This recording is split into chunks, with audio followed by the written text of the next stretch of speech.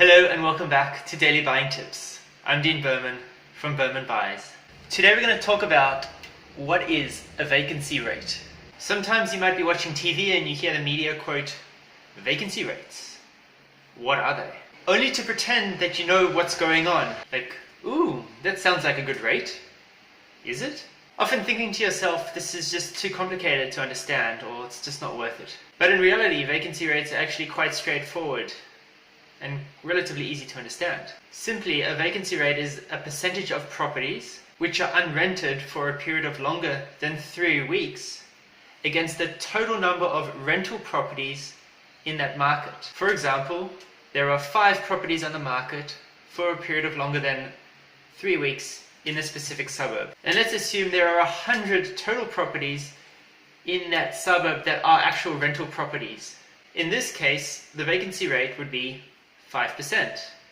5 divided by 100 times 100 to get the percentage, 5%. What's also important to understand is what is the actual significance with these figures, like what do they actually mean?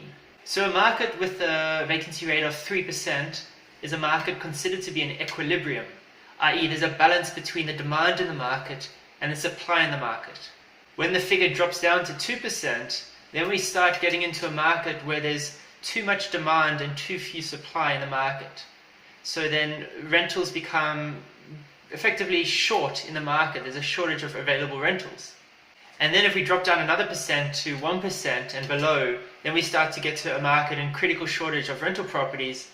And then oftentimes you might see rents start to increase in those sort of markets because there's just not enough rental properties for the number of people who actually want to rent in those markets.